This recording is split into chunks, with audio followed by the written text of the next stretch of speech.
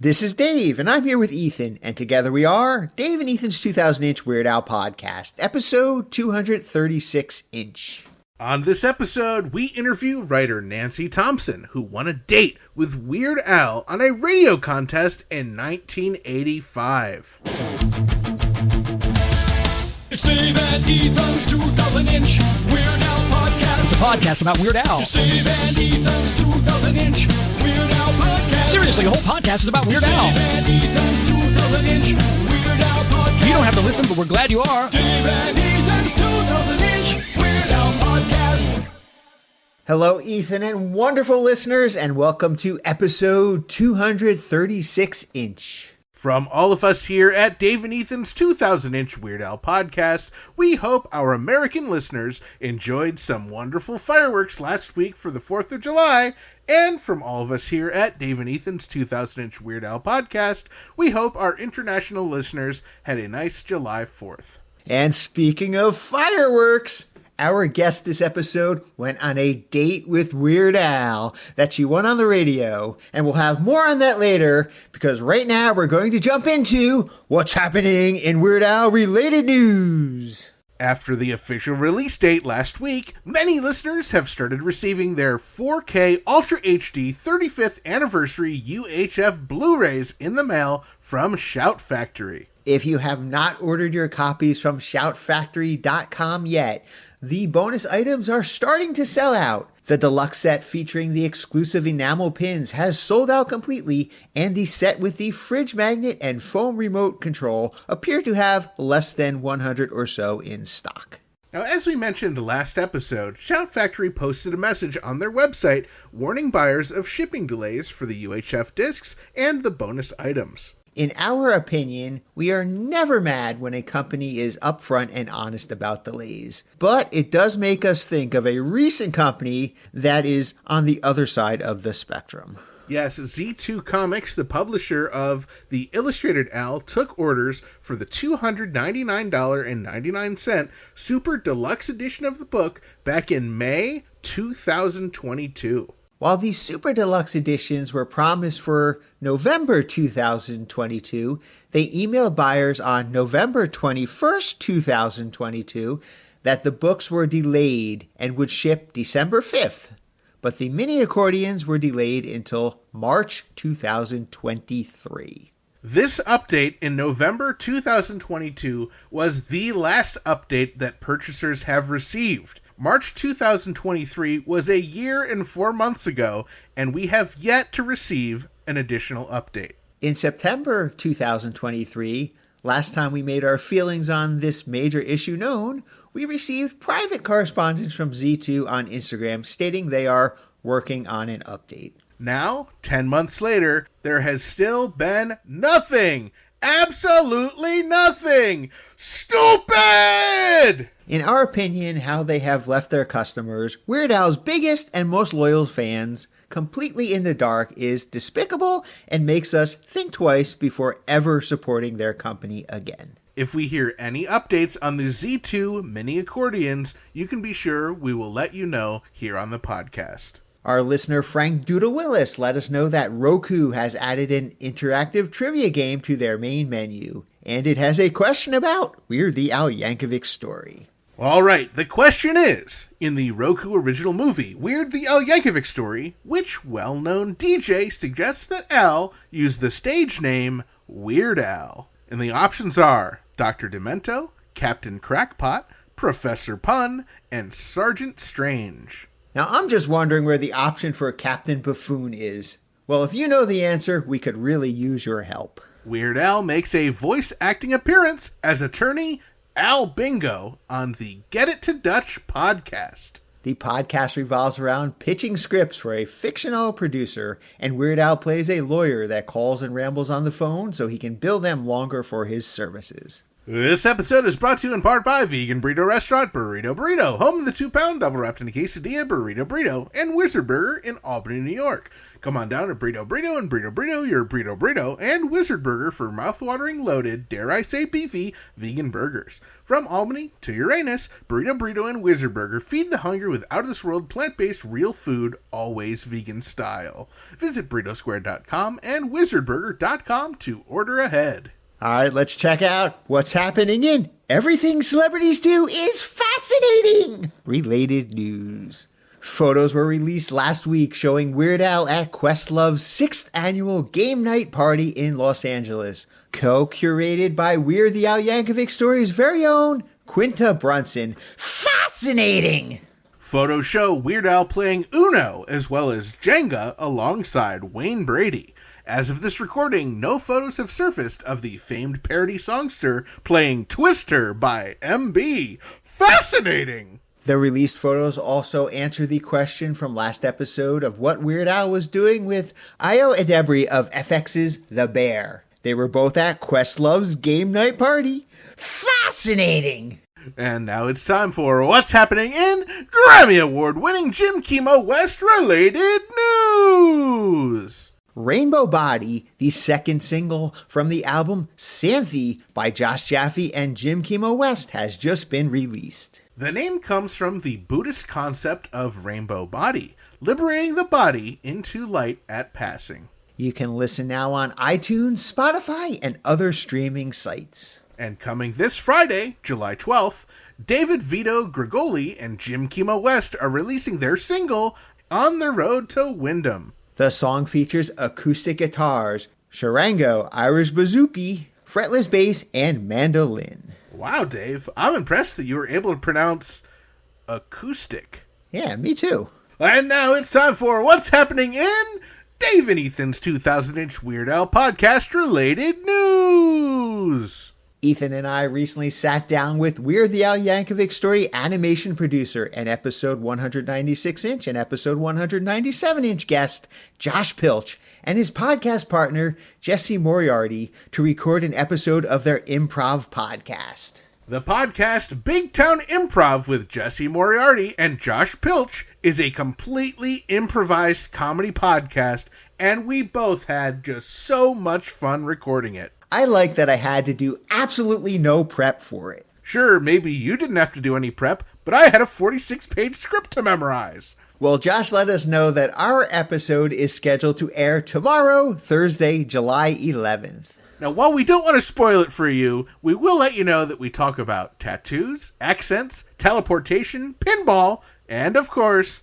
Weird Al. Now it's time for what's happening in past guest of Dave and Ethan's 2000-inch Weird Al podcast related news. To commemorate the 15th anniversary of his second official album, This Gigantic Robot Kills, episode 6-inch guest MC Lars has launched a brand new Kickstarter. Previously unavailable on vinyl, all songs have been remastered, and the 15th anniversary edition of the album, This Gigantic Robot Kills, is being released on double disc 180-gram vinyl and features 8 bonus tracks. Now, this Kickstarter is of special interest to Weird Al collectors, as Weird Al is featured on the track True Player for Real, along with Wheatus.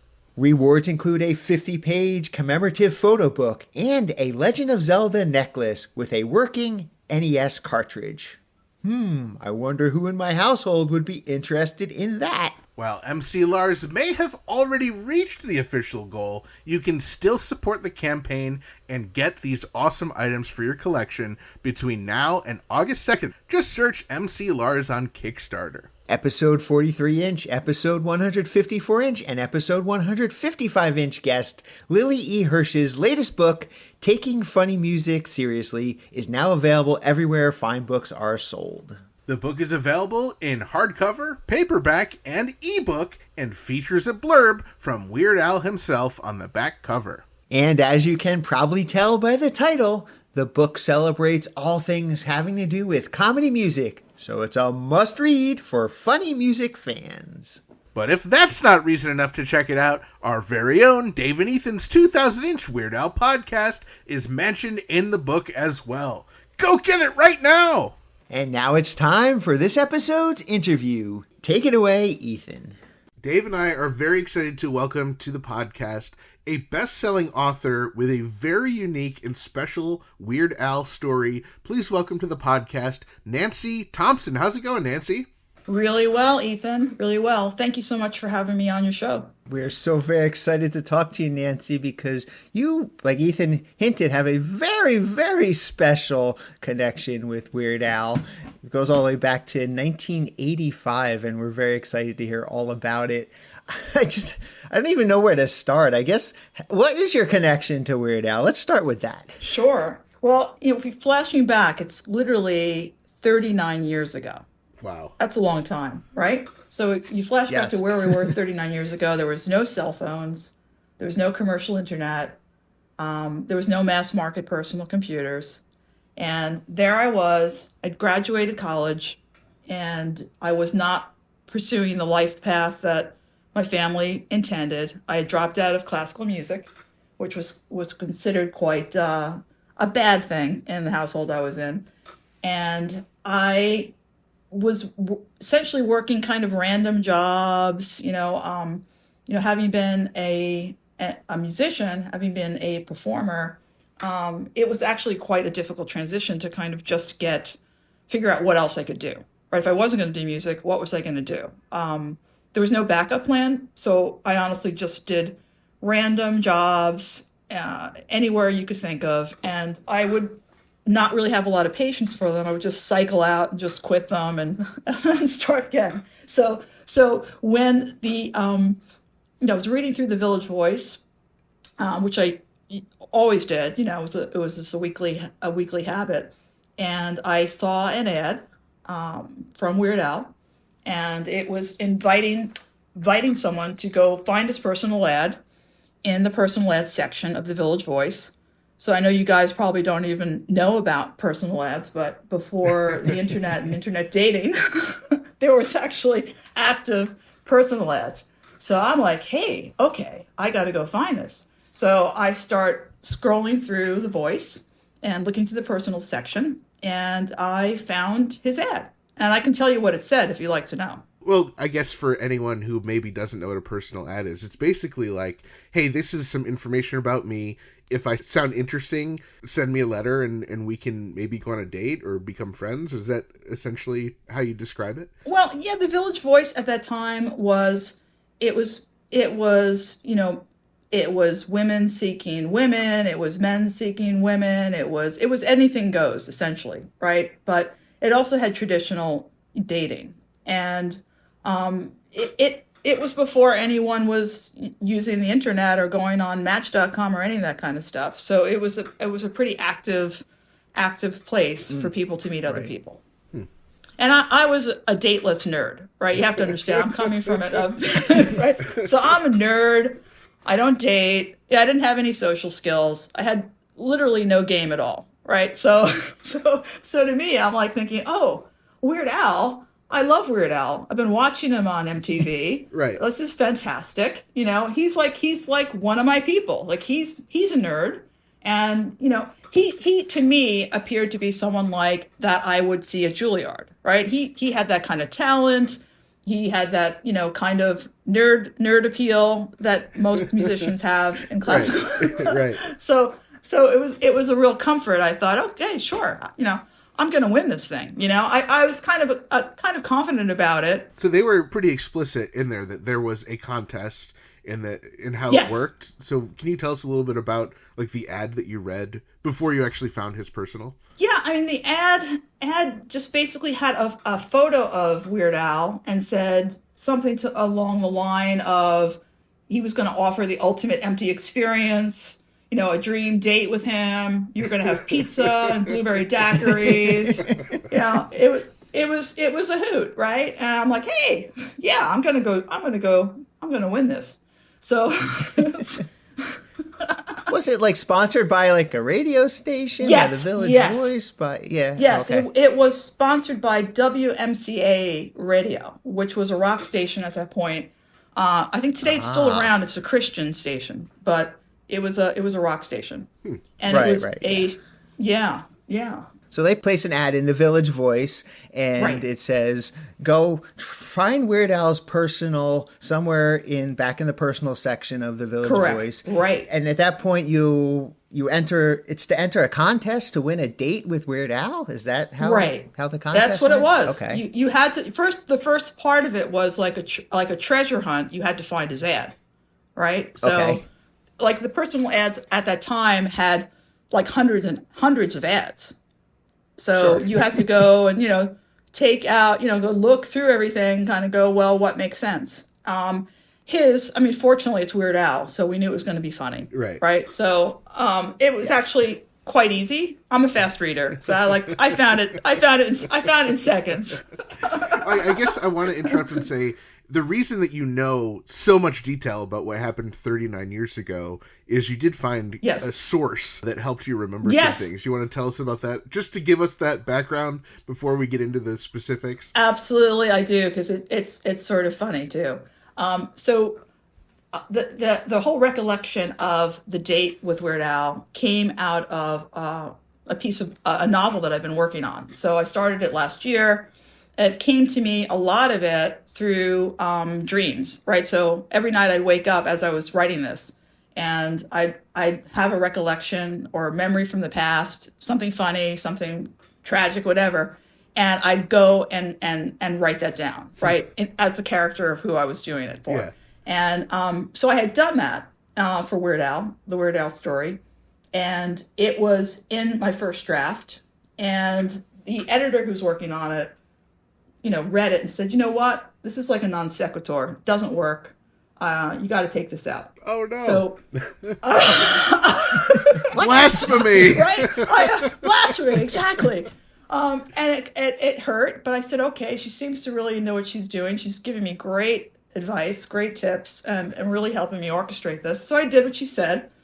And I thought, well, hey, I'd spent some time writing this, and I have this fabulous picture of myself and Weird Al from the time of the date. So I said, let's put it on social media, just sort of funny. I hadn't really talked about it to anybody like a long, long time. And I got back lots of fun responses from people. They're like, oh, is this really you? Did you doctor this image? And then you guys, came into my DMs on Instagram and said, hey, we'd love to have you on the show.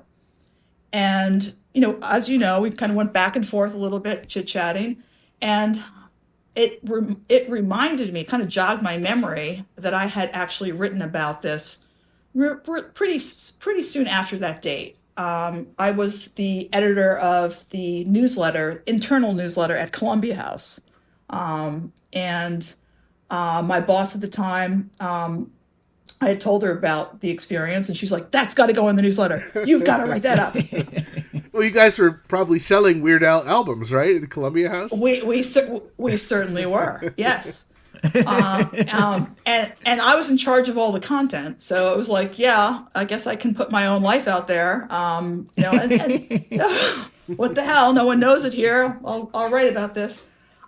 So I did, so our interaction, over our messaging spurred me to remember that I'd actually done it, and then the next event had to happen where I had to find it, right? Because, I live in New York City. I'm in a high rise. I've got storage units, and those storage units are crammed to the hilt with everything you can think of. So I begged my husband to go down to the storage unit with me a couple weekends ago, and he gave me that death stare, and we went down together, and he turned to the boxes and he said, well, if it's in any box, it's in this one. And he pulled out this really giant box.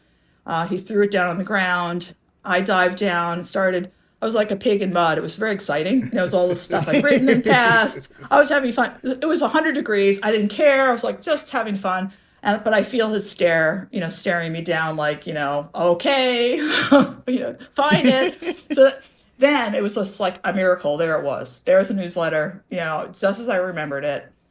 Pulled it out, and I started reading it downstairs in the basement. And I'm like, this is it. This puts every fact that I had forgotten about. It brought it all back. It was brilliant. So thank you guys for that. Well, we are so happy that you kept this, incredible piece of history, this newsletter you wrote that helped you remember more of this great story that you're telling us. So now with that background, I would love for you to tell us what Weird Al's personal said and what you wrote back, because you have what they said. Yeah, I do. So as I said, I found it pretty quickly. And so how it started was SWM. I don't know if you know what that means, but that's single white male. Single white male, yeah. So did you guys know that? Yeah. So SWM, satirist, accordion player in his 20s, is looking for his dream date. Must be female, between 4 and 7 feet tall, and unbelievably attractive, as well as into recreational activities, including bowling balls, saran wrap, mayonnaise, shoehorns, Twinkies, and silly putty. No weirdos, please. Send a photo or a crayon drawing, whatever's more flattering. Now, how did you know that was Weird Al? That could be literally anybody in New York City. It could have been anybody. It could have been. Yeah, you're absolutely right. It could have been Ted Bundy. What was I thinking? Oh, yeah. Oh, that's incredible. So it's pretty clear that one, I think Ethan and I were looking through the personals trying to find Weird Al's ad. That's probably the one we would have zeroed in on as well. So I think you probably absolutely thought you found the right one. At that point, what did you do once you found that? What did you write to Weird Al? Well, David, inspiration seized me by my shoehorns. So I hammered away my response. And you have to understand, I had no IBM Selectric at home. I had no computer at home. I had a manual typewriter. My parents did not upgrade for anything new, right? So it was like this really old cranky typewriter. And I'm like, okay, I got to think out what I'm going to say, because you don't want to make mistakes on that kind of, thing when you're typing away, right? You're describing it as this like old cranky thing, but I think in our current day and age, that's kind of a romantic thing to think someone's using a manual typewriter to type you a note.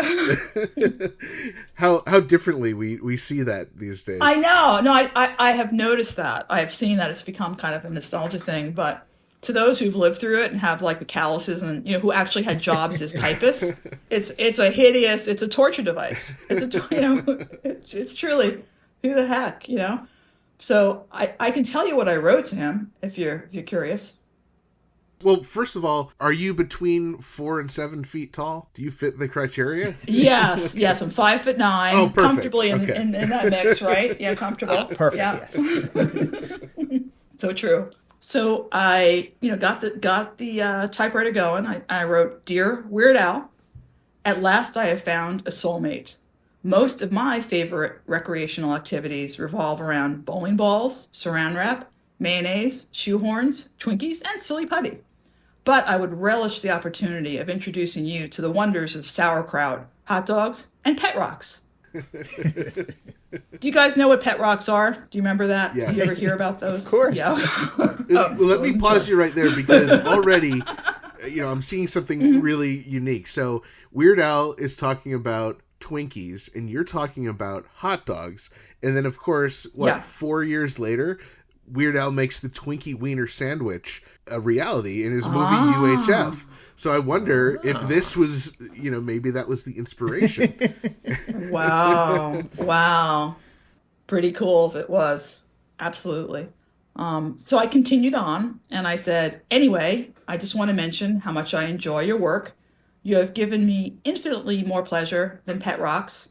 If you ever need an electric fiddle player or saran-wrapped, mayonnaise-clad date, please call." And then I enclosed a photo. I was playing electric violin those days, 6-string electric violin. My late brother had taken the photo, and it was a really great photo. So I tucked that into the envelope. I sent it off to the P.O. box, and I mailed it off. And I'm the kind of person that forgets I do stuff like this. Like, I'll do crazy stuff, and then I'll literally just purge it out of my head. So that was kind of one of those things. So Dave and I have seen this photo that you enclosed. It's wonderful. And thank you. It's remarkable, and I don't know if I can do justice. I think we're gonna have to post it somewhere. It'll probably be posted when we post this episode somewhere. But can you? Oh, sure. Give us the. Can you do the service of helping us describe this? So it's you.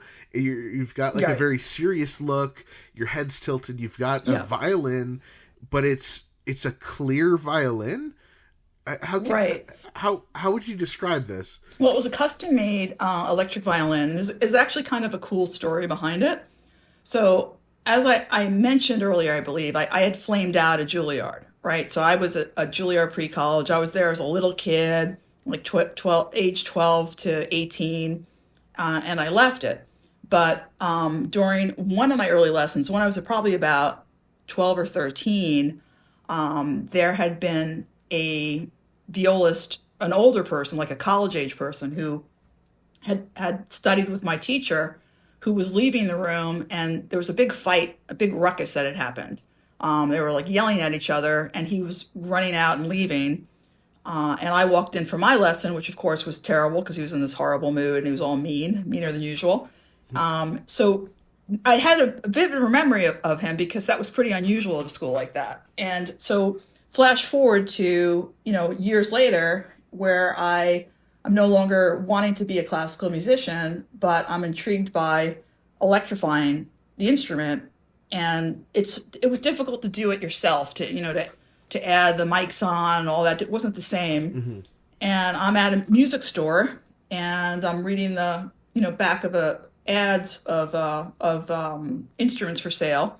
And I see a little ad from a gentleman called Mark Wood, and he is making custom-made electric violins. And he's out in Long Island where I was. Wow. So I call him up, I go out there, and then I look at him and I'm like, wait, I know you. Didn't you flame out at Juilliard? I think I saw you having a big fight with my teacher. He goes, oh yeah, that was the day I quit because I wanted to introduce rock into the repertoire and he wouldn't let me. I'm like, oh my God.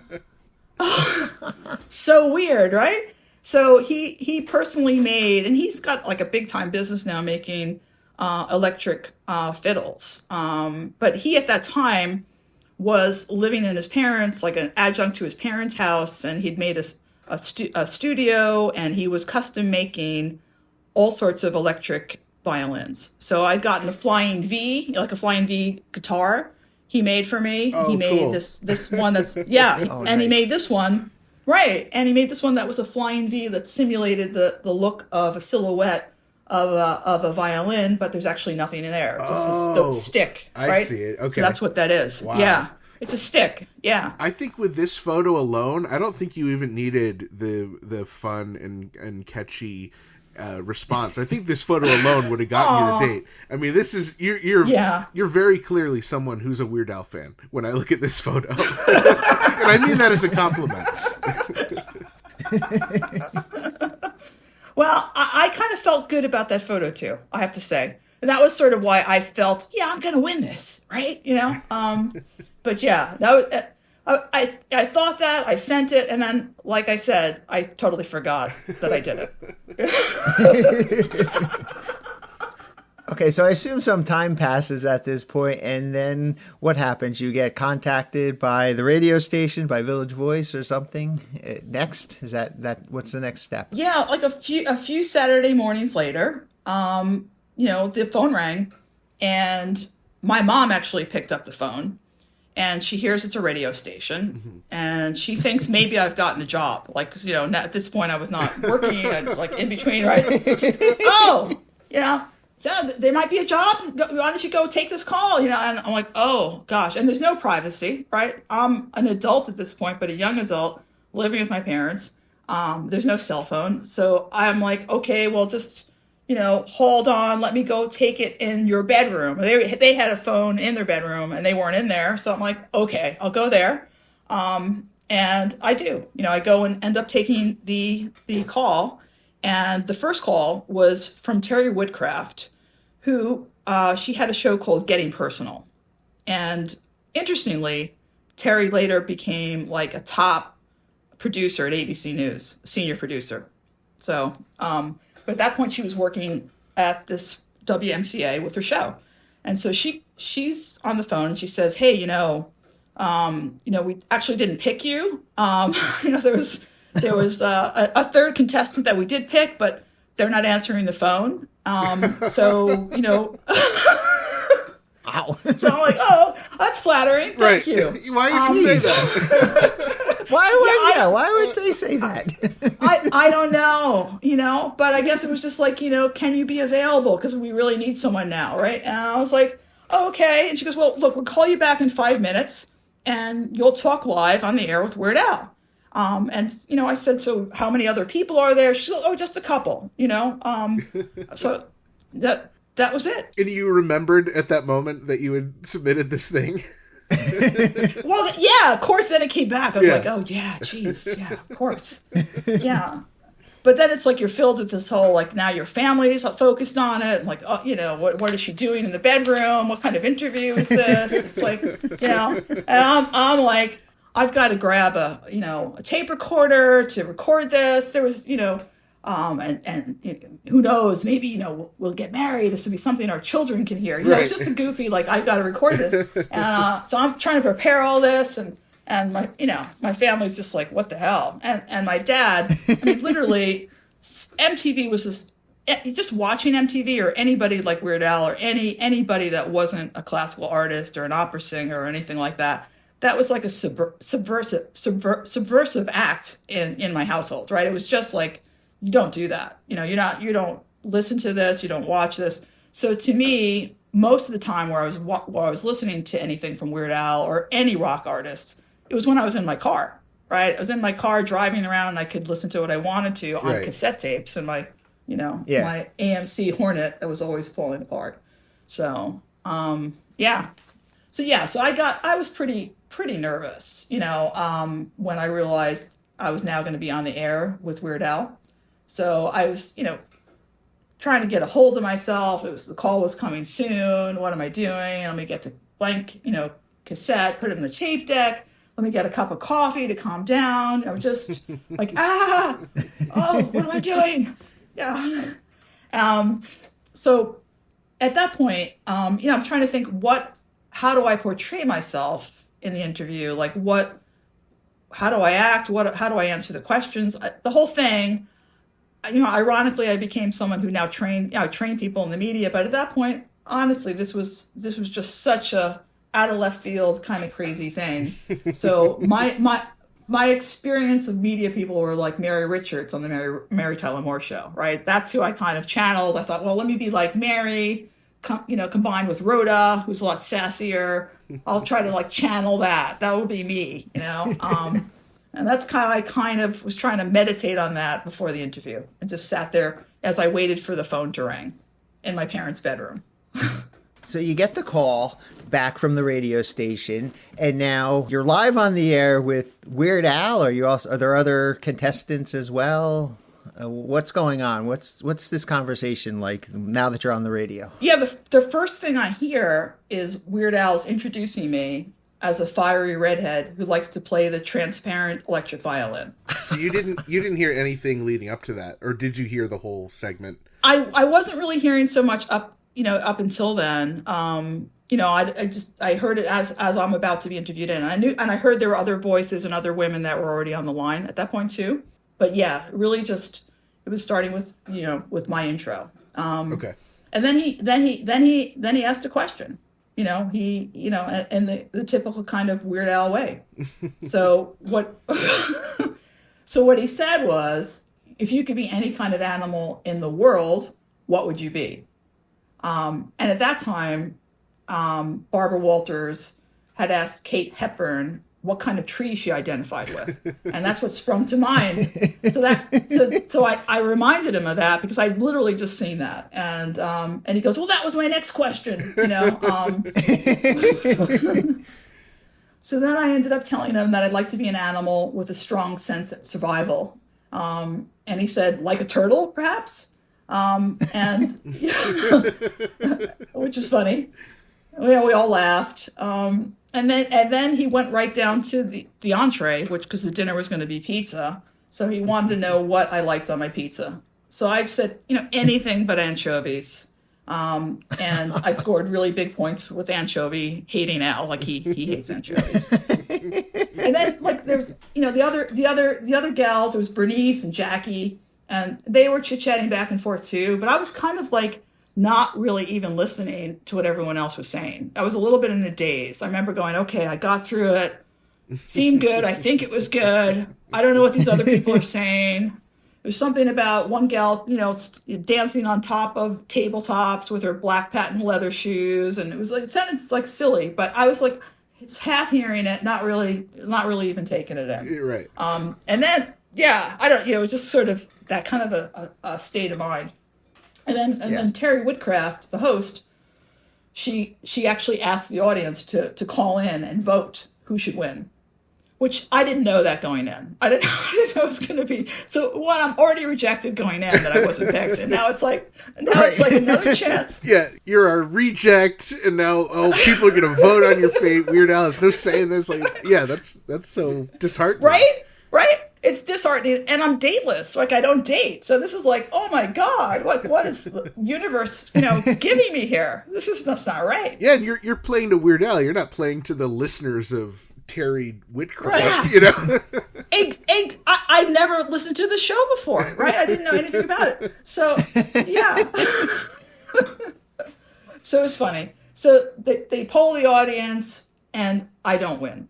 I am not the winner. Oh. And, yeah. And there was sort of a kind of a sad lilt to Al's voice. He seemed like a bit like perturbed. But I thought, okay, I'm reading into it, whatever. But Terry, senses this as well. It's her show. And she goes, well, look, no, this is not binding. You can pick who you want. Oh. It's like, oh. So I'm a little bit perked up now. I'm wondering what's going to happen here. And he said, and he goes, okay, so, Al, who do you want to go on a date with? Terry asked. And he goes, well, I think I'd like to pick who had the highest voice, and that's Nancy. I was like, I don't think I had the highest voice either. That was sort of weird, right? But I was like, okay, all right. Awesome. I think Al just, you're playing the electric violin. You're saying these funny answers. Like, of course he's going to pick you. Yeah. Oh, I like you said, I think it was the picture, because that was kind of a great photo, and. And look. Yeah, you seem quirky. You seem fit to go on a date with Weird Al, right? Yeah, exactly. Right. Like the accordion was not mainstream, right, for rock and for the, and electric violin at that point was certainly not mainstream. So in that alone, right. I guess, right? Yeah, absolutely. All right, so you win the competition now, and I guess let's jump ahead to the actual date itself. How did that unfold? Okay, well, part of what the ad had said is that you'd get a chauffeur, picking you up and taking you to the date. So after I had won, the host called me back and said, so what's your address? And I said, well, it's on the back of my letter. And she goes, oh, this is Long Island. I said, yes. And she goes, well, we can't send a limo out there. I'm like, oh. Like, oh, really? Okay. And, how expensive is that, really? Right. But she's like, no, we can't do that. So can you get yourself to the city, and then we can get a limo to you once you're in New York? I'm like, okay, I guess I can do that. So I ended up, taking, the Long Island Railroad. I didn't want to drive in and worry about my car. So I just took the Long Island Railroad and was this the same day as the radio contest? No, it was like the next weekend, I believe. Okay. It was like pretty soon after it, but it wasn't the same day. Yeah. Okay. Yeah, it was like the Saturday before or something, if I remember. Yeah. There's no way anyone could have all gotten that together in the same day. That was that would have been, oh my God, right? Yeah. So I get into the city, and I'm at the appointed place where they're going to pick me up, and a chauffeur comes, who's obviously a contracted chauffeur. He doesn't know really anything about what's going on. But he remarks, oh, what a lucky girl you are. You have this date. He heard something about a date. He didn't really know what it was. He drives me along Central Park West, and he's ignorant about pretty much everything other than he knows that I, won something. And he starts asking me about it. I said, oh, it's a date for pizza. It's a date for pizza and Weird Al. And he didn't know who Weird Al was. And, he's like, pizza? What kind of date is that? And limousine? He was confused. Oh, he was so confused great. and kind of disoriented, So then we get to his hotel, and I get out and I spot him in the hotel lobby, and he's of course wearing his bright Hawaiian shirt and his parachute pants. I went up and introduced myself to him, and then we went back and got into the limo, and we're there maybe just for like a couple of minutes. And his manager, we hadn't left yet, and to go to the pizza place. His manager Jay Levy comes out, and he says, "Hey, you got to come back into the hotel. I've got something for you to do, Al." And he so basically leaves me in the car. And I'm like, okay, so I'm just chilling out. I'm like, this is a celebrity. It's the way it goes. And then he comes back about 10 minutes later, and he said, I'm really sorry about that, but there was a young cancer victim who, was a fan of mine, and my manager wanted me to give her a call and just talk to her, and so that's what he had done. Wow. Yeah. What a guy. Yeah. Very sweet. Yeah. So I was like, that's very sweet. Yeah. Scoring very, major very sweet. points with you, I'm sure. Yeah. Yeah. No. Do you think it was genuine, or do you think Al was like, "Hey Jay, I want to impress this girl, so"? No, you know what? He seemed very genuine. Yeah. No, I'm kidding. He was not. Yeah. Yeah. Oh, yeah. Totally did though. Yeah. Absolutely. Okay, so at this point, you're back in the limo with Weird Al, and Right. you're heading off to the pizza place. Do you remember the pizza place you went to? Yeah. It's still around. John's Pizza on Bleecker Street. It's pretty famous. Nice. Yeah. Pretty famous place, right?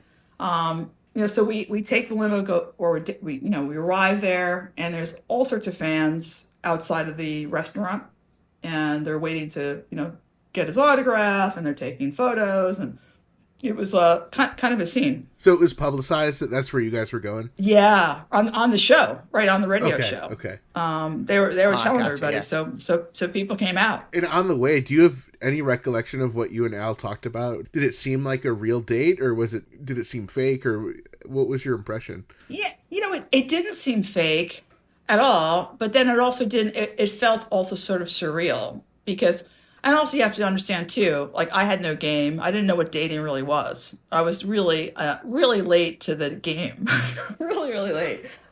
So I wasn't sure what real dates were like. So, however ridiculous that sounds, that was sort of. So all future dates were ruined for you. It's like, well, I wasn't picked up in a limo. You didn't call someone with cancer. You didn't have a legion of fans waiting for you. Exactly. Right. It's true. But but meanwhile too, I having grown up in classical music, I was around a lot of famous musicians. They weren't rock musicians, but they were, I had met Leonard Bernstein. I'd met a lot of really famous artists. So I'm not the kind of person that goes, oh my gosh, someone's famous and that's why I like them. So I didn't, definitely is not part of who I am. I really felt, I think I entered because I thought, hey, this is a fun thing to do. And why not do it? I respect his music. I love his music. It was just, why not me to win, right? That's the way I felt at the time. But you were also entering genuinely hoping to have a successful date and maybe a relationship. I didn't think that far ahead because it felt like, honestly, I didn't because one, what was I basing it off of? I didn't know what that was. And two, once I started to see the whole PR thing around it and the fact that people, this was kind of a stunt in a way, but, with people there and knowing about the date and following him, it felt like it wasn't a real date in that level. Right. So, I didn't let myself think, okay, this is a date. But funny you say that because the host, she was at an adjacent table. And she kept on running over and going, so, how's it going? Are you going to go out again? Like, she kept on doing it. I was like, oh, my God, stop it. She'd say it in a stage whisper, but it was. I was really embarrassed by it. And then we slipped past the whole, long snaky lines outside of the pizza restaurant, and we sat at a corner table. We were alone at our table, but next door to us was his whole entourage, right? His manager, his publicist, the radio host, like they're all basically staring at us. So, did they ride in the limo with you guys, or did they drive separate? No, they didn't. Okay, yeah. so you at least said... No, the limo, yeah. It was big enough to have everybody in there, but no, the limo was just Al and myself. Did he have, like, flowers for you, or any, like, anything like that? No, he did not. No, there was no flowers. One thing he did when we were sitting down, and I guess it got a little awkward of what to say or whatever. He takes his napkin, right, and he starts, going, hey, I've got this old Yugoslavian trick. It's been handed down by my family through generations. You must swear yourself to secrecy. And I'm like, okay, it involves a napkin, as he's taking it. I'm like, yes. And so he starts to flip his napkin in and around, he folds it, he unfolds it like multiple times. And then for the finale, he presses it up to his face and out protrudes his nose from the napkin, So yeah, I was like, so what can you say, right? So ingenious. I love that. But as we were there, we talked about like what we majored in college, it felt a little bit like it was like you're in high school, and I didn't date in high school, but if I had dated, he would have been the class nerd, right? And at the time when nerddom back in the 80s wasn't like nerddom of the Silicon Alley days, right? So it was, you were the one that was beaten up, and, you were the one that was like right. Ostracized sometimes.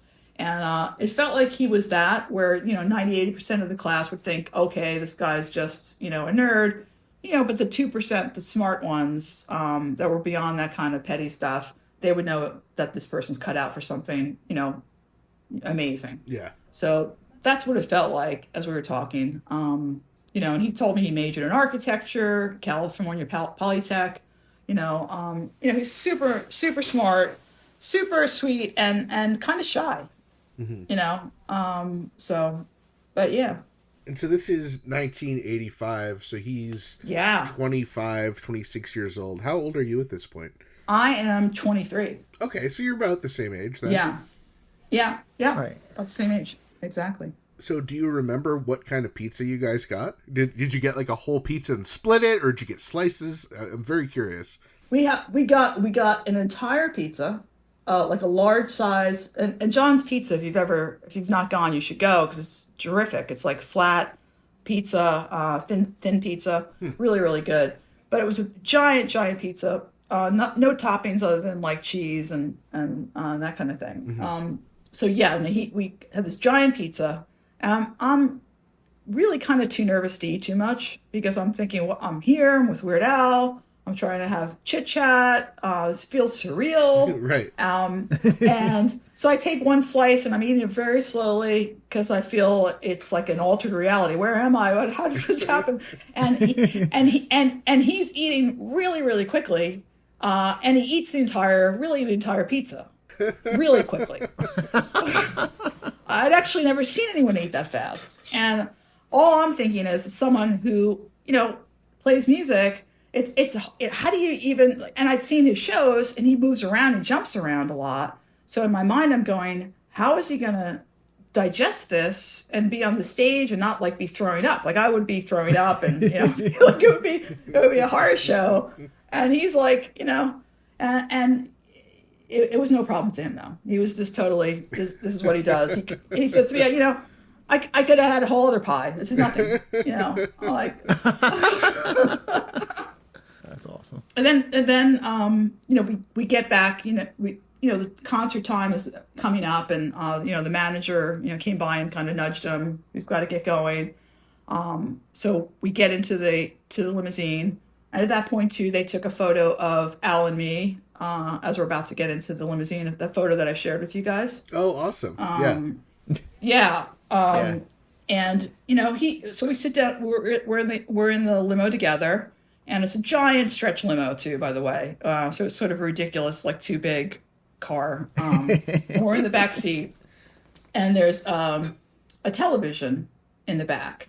And so I'm thinking, oh, we should put something on. Like my father, like before our auditions, he'd always try to have like tranquilizing kind of music on, so we didn't freak out for auditions. It would be something, he'd have a whole like tape of classical music that was calm, right? So I'm thinking that, okay, I've got to think of something to put on because he must be nervous, and we have to put some kind of calm thing on. And so we're flipping the dial, and I see a nature program, and I think, okay, this is nice. It's not music, but it's like, nice wildlife, animals and all that.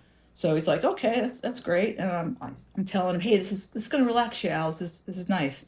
And so no sooner than I say that, one of the caribous was shown, like he's fatally mutilated, like he's attacked by another animal. And he's like, so much for serenity,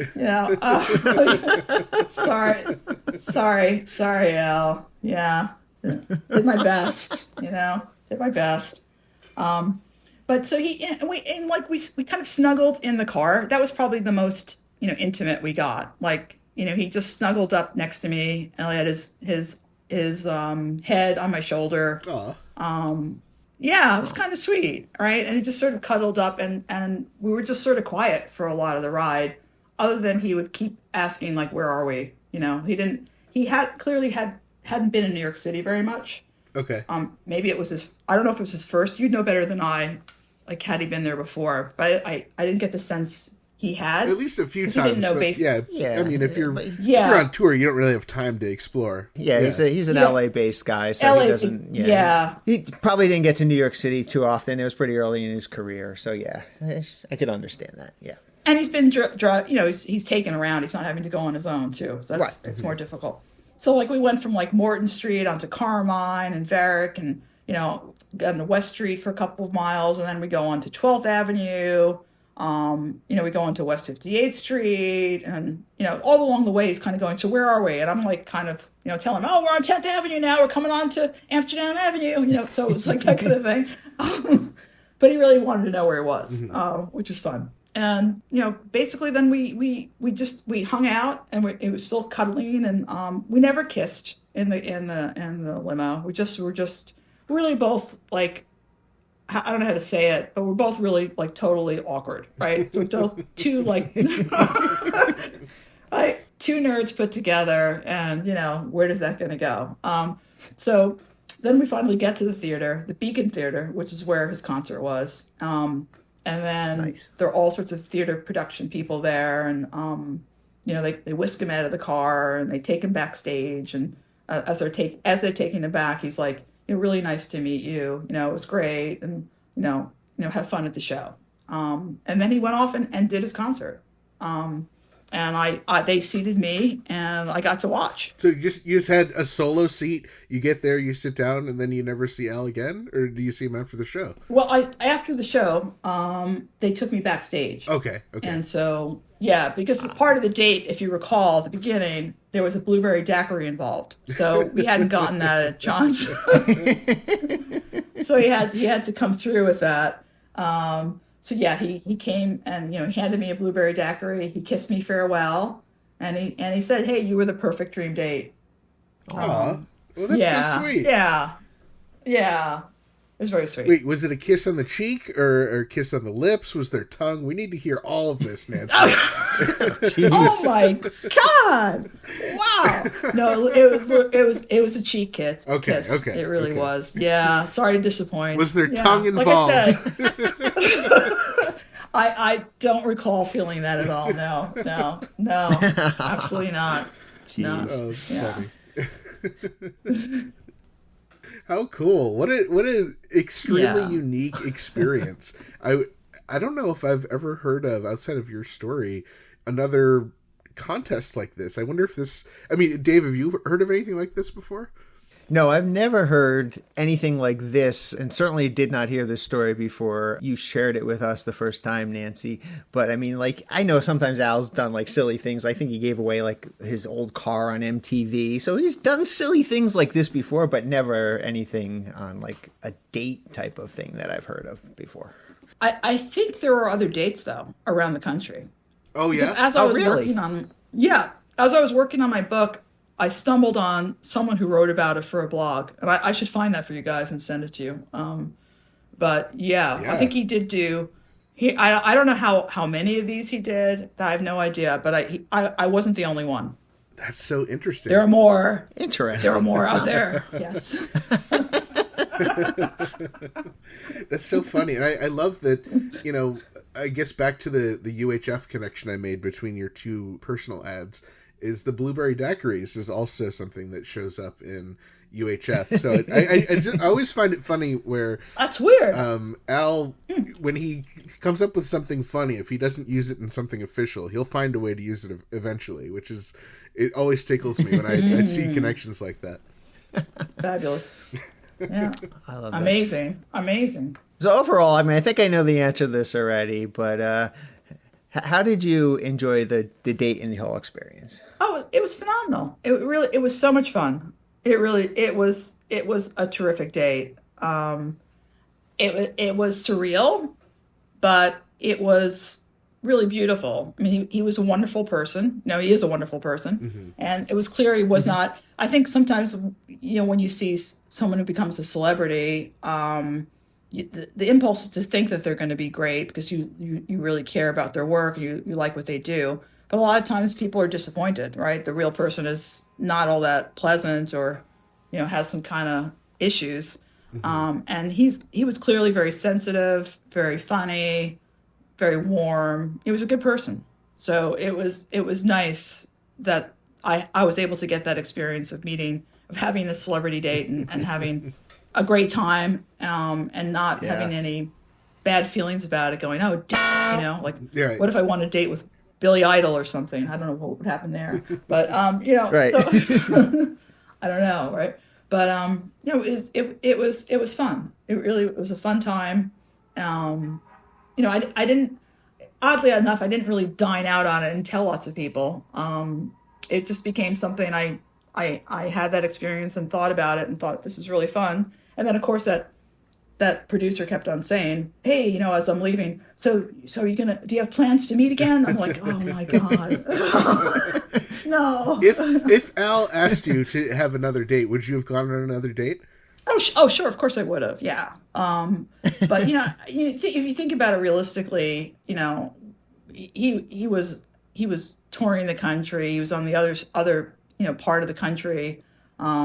No one had cell phones then, right? You couldn't like make an easy connection like that. Mm-hmm. He'd be calling me where I'm living with my parents, and my parents would be screening the phone calls, right? That wouldn't have probably started off very well. Someone called Al here, says he's weird. I don't know. Gotcha. Yeah. I guess he's never called you for a second date, but has he ever called you with the need for an electric fiddle player?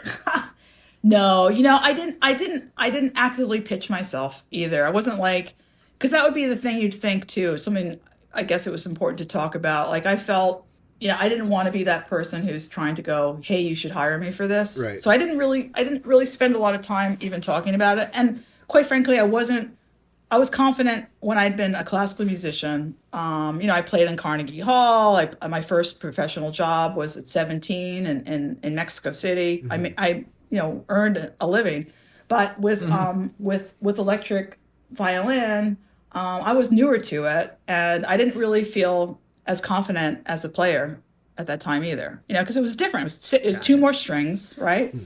It was a different setup, and the way that I played was difficult for me to kind of lose the classical. I was taking some lessons with the artist who built the instruments, Mark Wood, and he referred to my playing as like little soldiers. My fingers were like little soldiers. They were programmed, and he was trying to get me to not be programmed.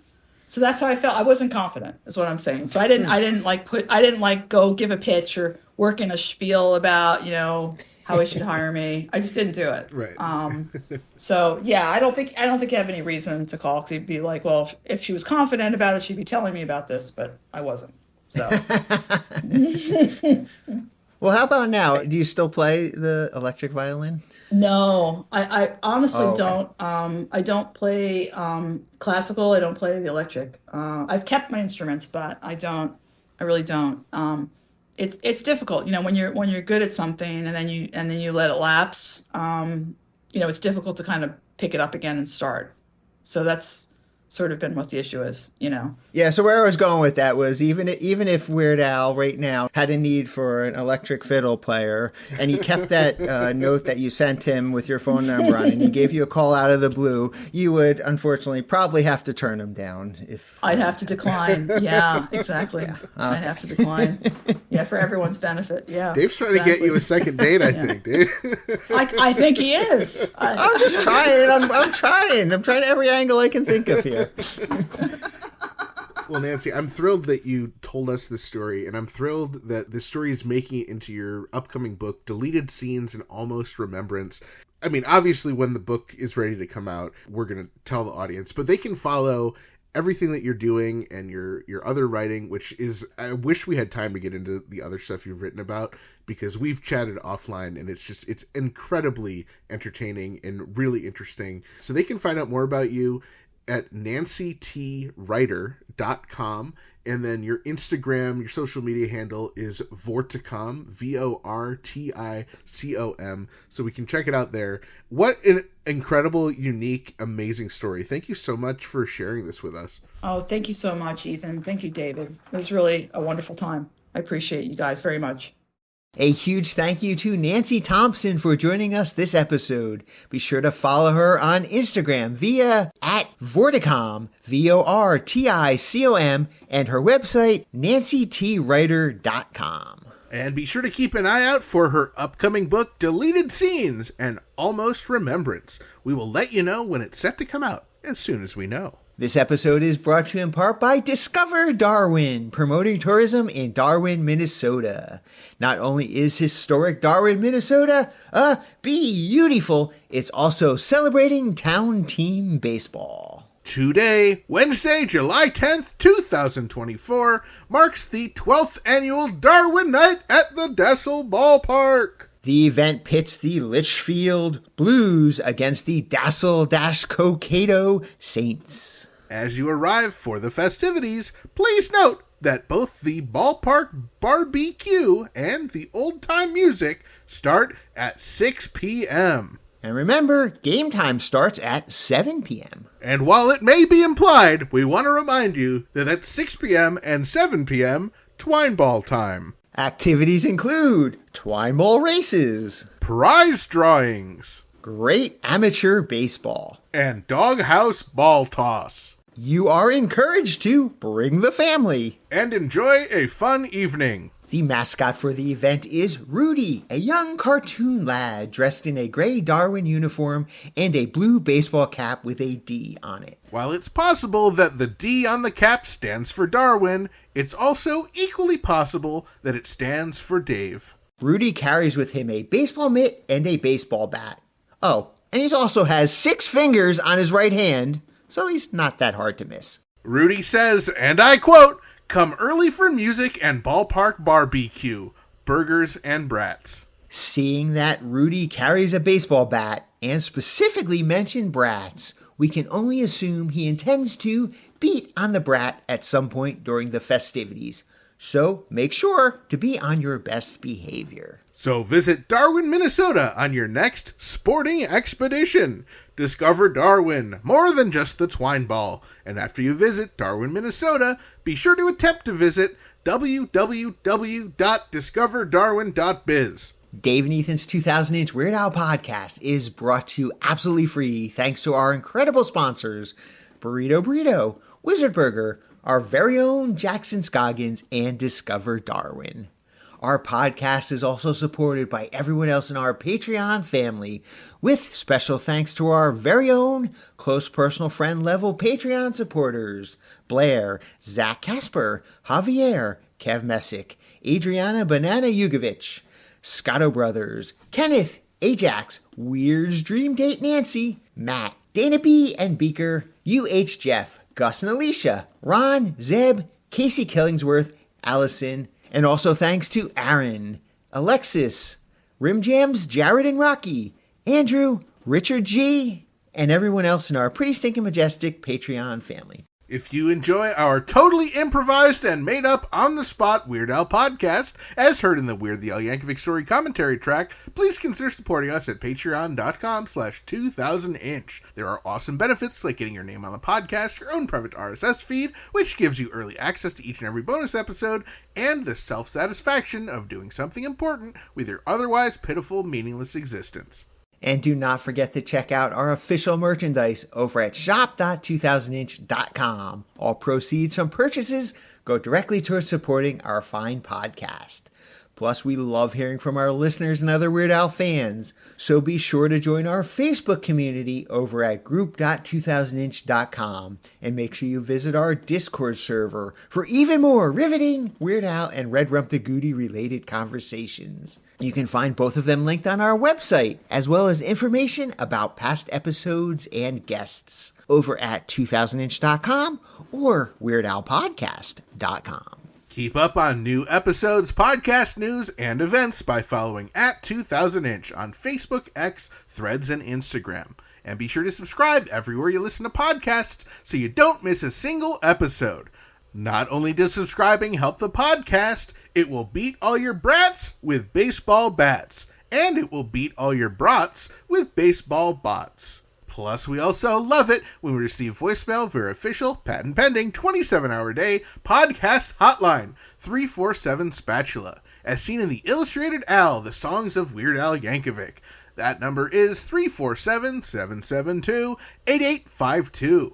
Give it a call or a text, and you might even hear your message in a future episode. Thank you once again to Nancy Thompson for joining us this episode. We'd also like to thank our very own Jackson Scoggins, our very own Claire Walsh, Josh Pilch, Jesse Moriarty, Big Town Improv, and Frank Doodle Willis. Thank you to the Grammy Award-winning Jim Kimo West for our incredible podcast theme song, and thank you to Weird Al Yankovic, as this podcast probably would not exist without him. And a big thank you to all of you, our loyal listeners, subscribers, Patreon supporters, and sponsors, and every single one of you who makes our podcast possible. Thank you for choosing Dave and Ethan's 2000-inch Weird Al podcast. And until next time, remember to gill and chill, keep listening to Weird Al, and stay cheesy. All right, Ethan, do you know what a doghouse ball toss is? Yeah, I mean, I assume it's you throw a ball at a doghouse. Oh, yeah, I guess. I mean, I thought maybe you threw a doghouse at a ball. Well, I guess that's also possible. Or maybe it's like juggling. You juggle balls, dogs, and houses. But do you think the dogs are still in the doghouses? While you're juggling? I doubt it. That would be, like, ridiculous. No, of course that's ridiculous. I mean during the doghouse ball toss. Maybe. Dogs like playing fetch. Or so I've heard. I think they should replace all the baseball players with dogs. Now that is a baseball game I'd go see.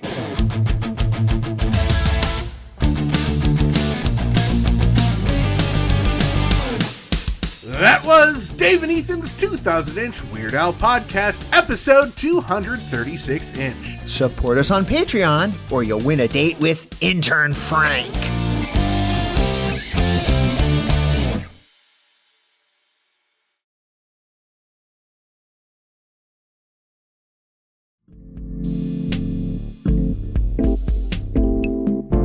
SWM, satirist, accordion player, in his 20s, is looking for his dream date.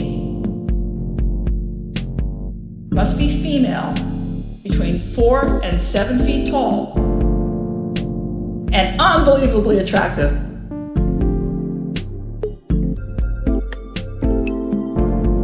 as well as into recreational activities, including bowling balls, saran wrap, mayonnaise, shoehorns, Twinkies,